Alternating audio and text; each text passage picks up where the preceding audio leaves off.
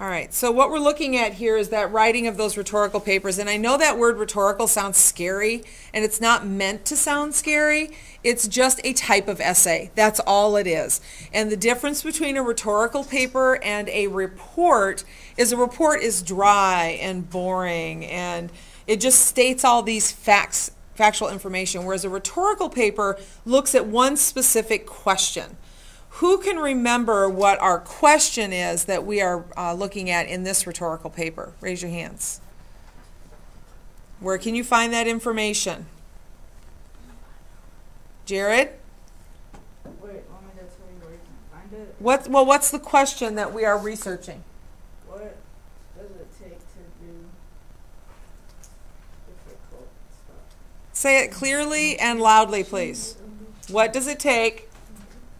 What does it take to achieve your goal? Right. What does it take to achieve these goals? And what, Eli, two specific things are we talking about? Which two ambition drives did we look at? Mount Everest and Iditarod. Yeah, climbing Mount Everest and running the Iditarod. Because we know that both of these ambitions really require a lot of hard work, a lot of dedication, and a lot of initiative to make it happen. So when you write these rhetorical papers, the first thing we're going to do is we're going to write that introduction. Maybe. And we know that the introduction is like that front door. So what I want you to do is I want you to look at your lead sentence right now.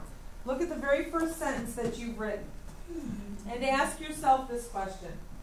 Does it excite my reader? Does my sentence make my reader want to keep going? Mary, you want to get your Word document open, please? I think so. Then I suggest you get a blank one open.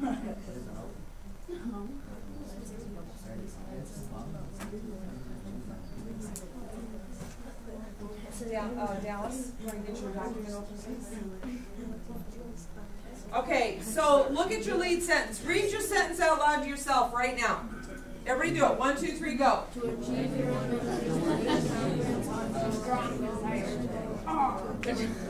Oh, I guess everybody else. Okay.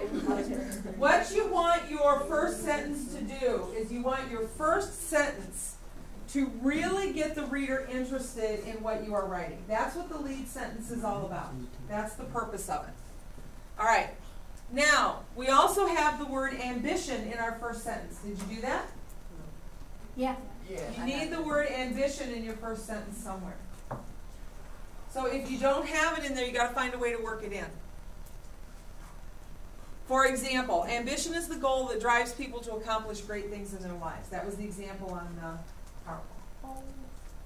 All right. Now, after the lead sentence, we need to explain to the reader what you're going to find in your paper. What two topics are you going to be addressing in your paper? We just said it. Eli just said it. Emily, what's one of them? What did we research? Iditarod and what else? Mount Everest. The Iditarod and Mount Everest. So in your next sentence or two, you have to tell your reader that they're going to learn about climbing Mount Everest or racing in the Iditarod. So read your next sentence out loud to yourself and see if that's there.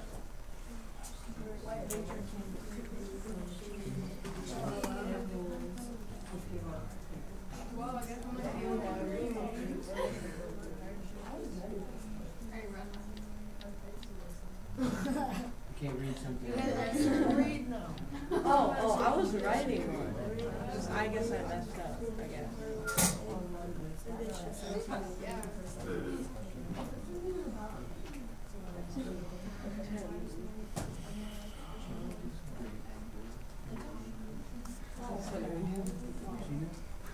All right.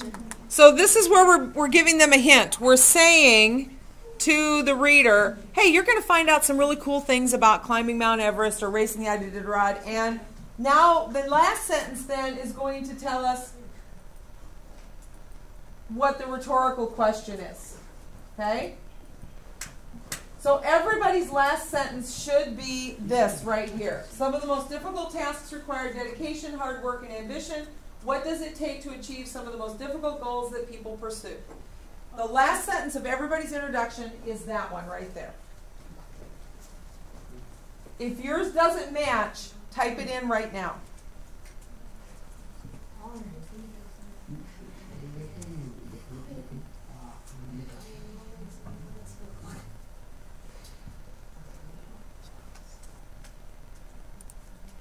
If yours doesn't match, type it in right now.